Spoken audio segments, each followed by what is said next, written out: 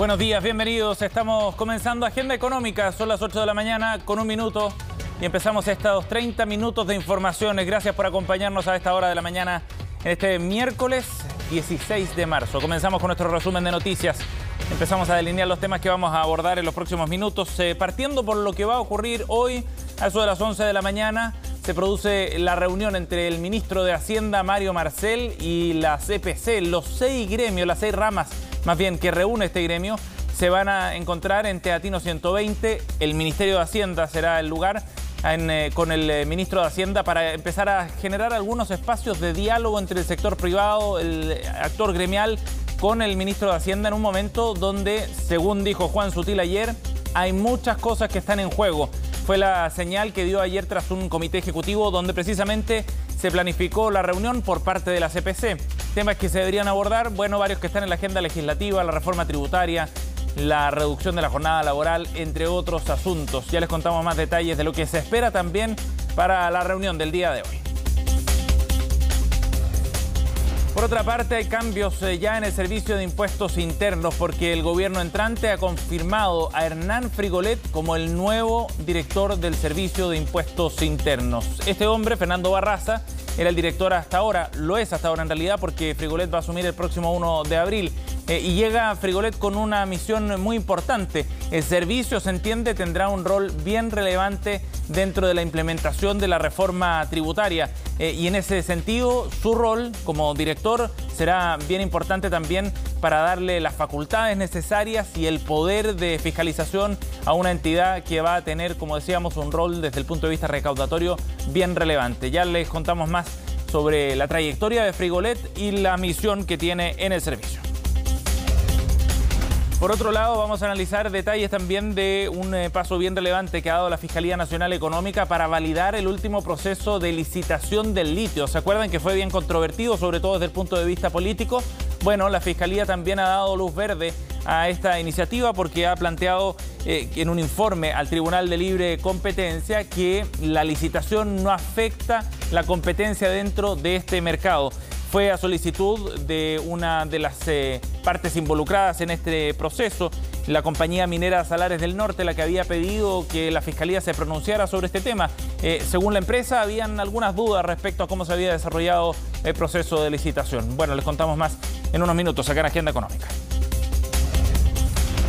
Y en nuestra entrevista del día de hoy vamos a estar hablando del precio de los combustibles, pero no solo de lo que está ocurriendo en Ucrania y de los efectos que esto está teniendo para el precio del petróleo, que entre paréntesis va a la baja por estos días, sino del impacto acá en nuestro país para dos productos fundamentales, sobre todo en los sectores de menores recursos, el gas licuado y la parafina.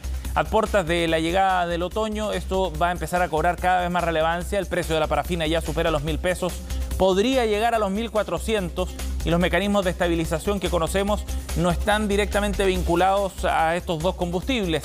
Y eso evidentemente que genera más presión también. ¿Qué es lo que se puede hacer? ¿Cómo tratar de evitar ese traspaso de precios a los consumidores? Es lo que vamos a analizar en la entrevista de hoy junto al economista Jorge Germán. Y nos vamos a revisar los mercados para cerrar nuestro resumen y hacer un paneo de lo que está ocurriendo en las bolsas a nivel mundial como una señal para partir el día. En Europa van al alza con bastante optimismo. Las bolsas operando el día de hoy, a pesar del contexto de guerra que se vive en el viejo continente. 3,24% es el alza para la bolsa, o el indicador más bien del Eurostoxx, que reúne a distintas bolsas europeas. Londres, por su parte, está subiendo poco más de 1% hasta hora de la mañana. El DAX alemán, en tanto, está subiendo 2,87%. ¿Qué es lo que mueve a las bolsas en el día de hoy? Dicen los analistas especializados, fundamentalmente una baja en el precio del petróleo, que está cayendo ya de los $100, mientras que el día va a estar marcado también por lo que diga la Reserva Federal de Estados Unidos, qué medidas tome respecto a un escenario de inflación en la primera economía del mundo. El Hang Seng en Hong Kong subió más de 9% el día de hoy, después de un lunes y martes de caídas fuertes no vistas desde el año 2008, repuntó con fuerza la bolsa asiática y en ese contexto evidentemente que también hay señales positivas para lo que venga el día de hoy en la bolsa de Santiago, que ayer en su indicador selectivo, el IPSA, cerró con un alza de 0,75%. El dólar, en tanto, cerró con un valor de 815 pesos este martes. Bien, empecemos a revisar entonces el detalle. Les contábamos a eso de las 11 de la mañana, Mario Marcel, ministro de Hacienda, va a recibir a la CPC con los representantes de las 6 ramas que componen esta entidad gremial. Es una reunión bien relevante, simbólica por supuesto, porque forma parte del protocolo en la llegada de las nuevas autoridades. Recordemos que Mario Marcel ya se reunió, por ejemplo, con la CUT en su momento, en otro gesto y otra señal política hacia el mundo de los trabajadores. Ahora lo hace con los empresarios, pero es una reunión también desde el punto de vista práctico de los debates que vienen en los próximos meses, bien relevante porque se empiezan a tender algunos puentes para generar lo que se ha denominado el diálogo social que se necesita antes de reformas grandes, importantes como la reforma tributaria.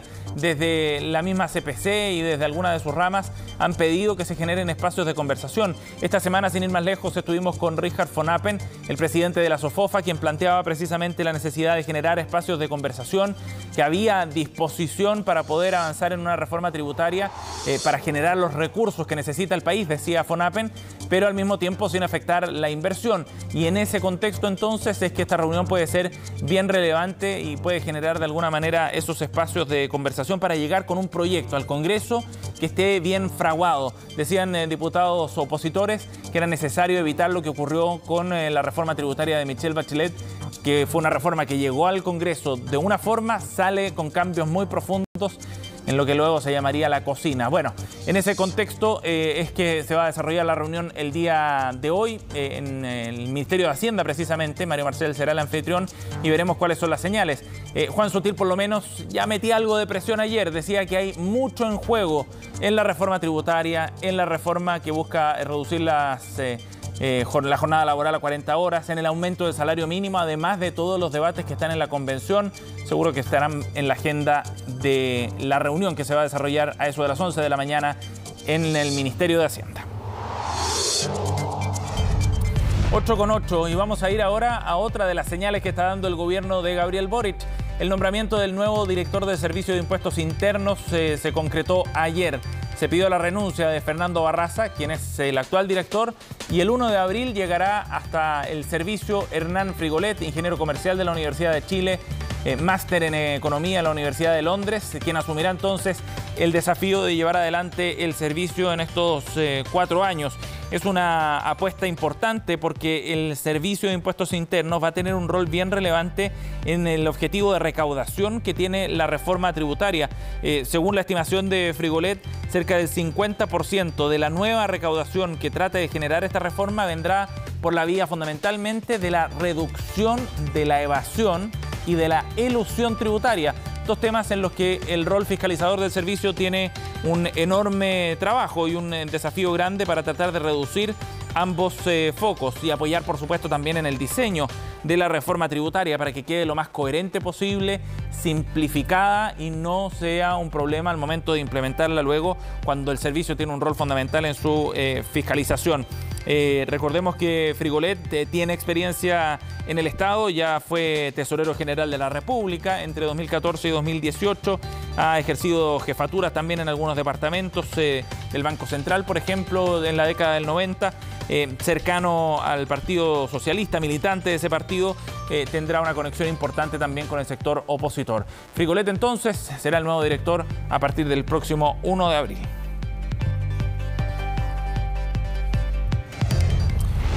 8:09, vamos a ir a otro tema. Hablábamos de las 40 horas, ¿no? Esta propuesta que está en el Congreso, que el gobierno ha hecho como parte de su programa para avanzar en esta línea, por lo menos de aquí hacia fines del mandato, lo que ha planteado el presidente Gabriel Boric.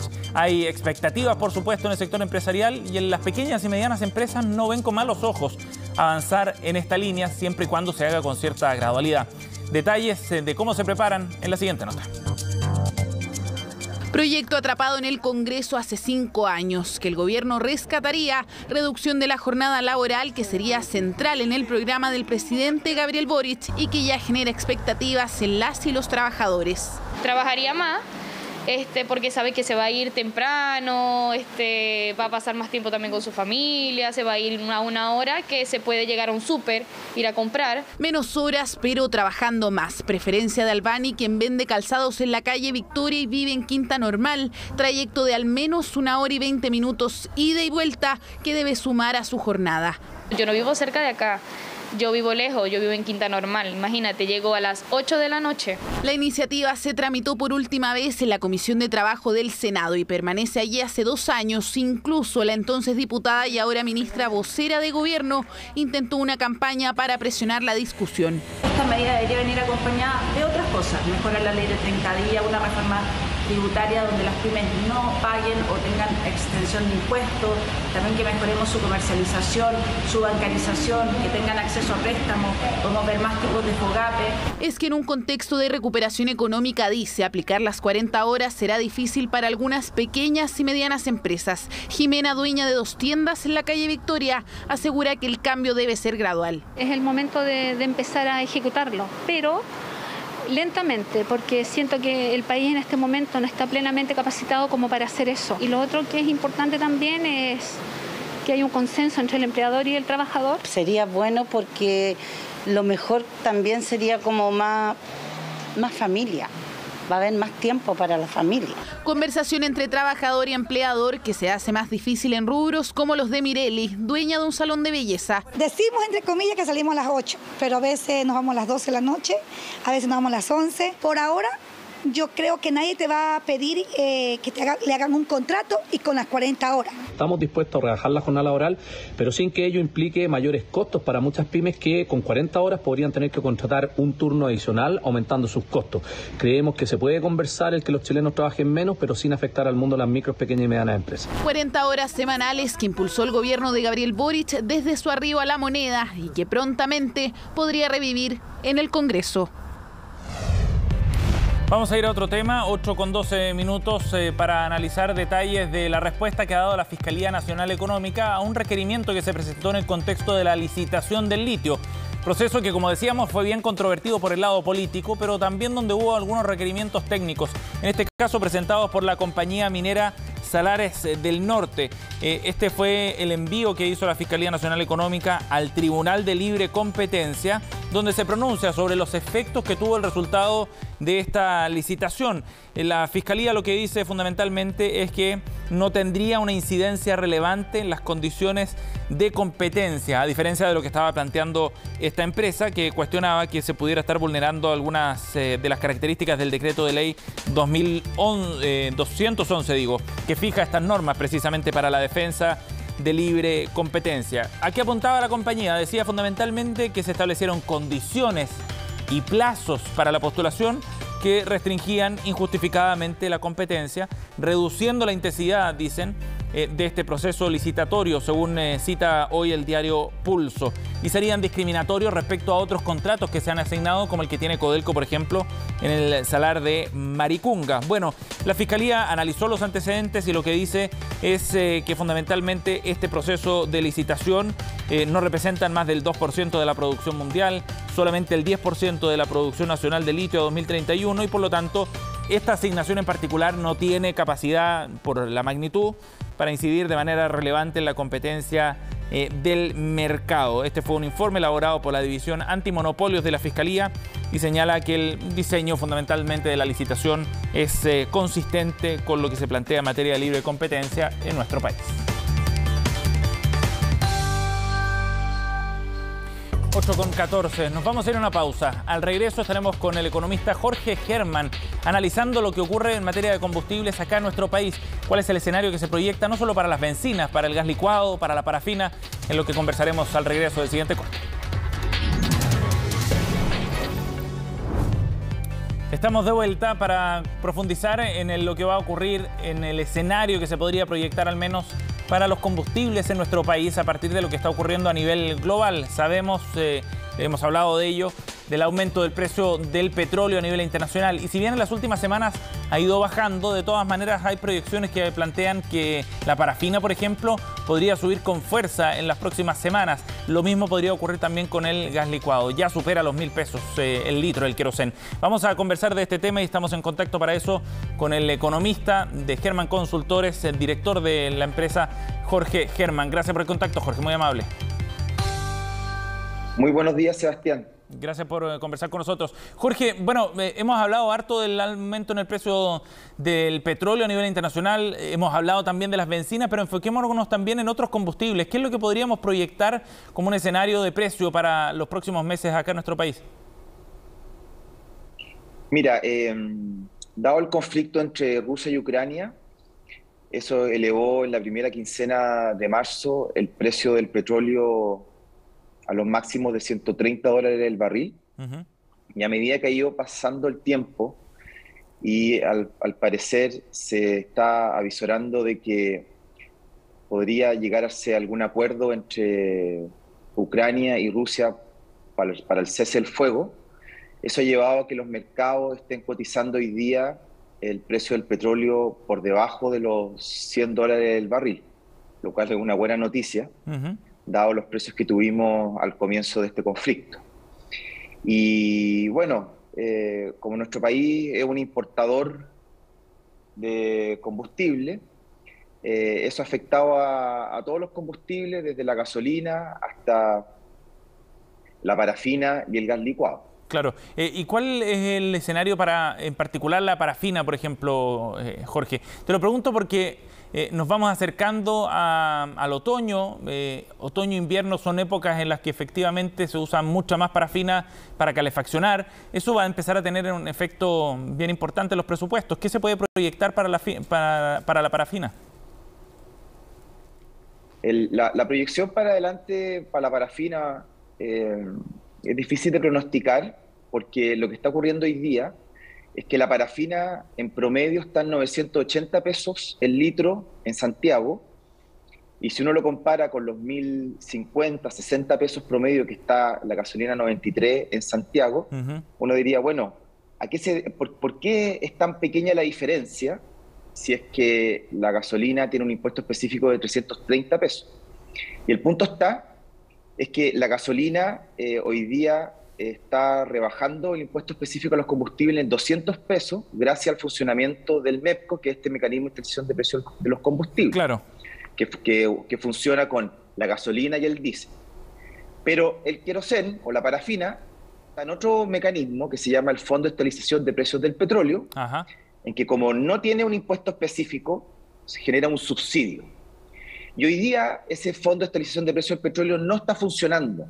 Tiene $5 millones en el fondo y no está funcionando, por lo cual para que los precios de la gasolina, de la parafina no sigan aumentando en las próximas semanas, o para contener esas alzas que se vienen, lo que debería hacer el gobierno del presidente Boric es, de una vez por todas, hacer de que comience a funcionar este Fondo de Estabilización de Precios del Petróleo. Entonces, por eso que te señalo yo de que Jorge, el panorama hacia adelante es difícil de avisorar, porque si funciona el Fondo de Estabilización de Precios del Petróleo, de alguna manera debería contener las alzas que hemos visto en las últimas semanas de la parafina. Eso te iba a preguntar, ¿cuánto podría disminuir o subvencionar, digamos, el precio de la parafina si es que se activara el uso de ese fondo?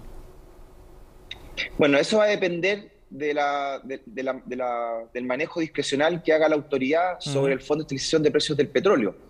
O sea, yo no puedo proyectar cuáles van a ser los parámetros que ellos van a determinar, cuánto ellos quieren subsidiar. Eso depende nada 100, más que de la autoridad política. Pesos, depende de la autoridad política. Entonces yo no me atrevo a proyectar cuál va a ser el precio de la parafina hacia adelante, porque de todos modos yo creo que no les queda otra que empezar a activar este fondo, o sea, que empiece a funcionar, porque llevamos toda esta alza del precio del petróleo de los últimos 2 meses, en que este fondo no ha estado funcionando. Jorge, y tú decías que este fondo tiene $5 millones disponibles.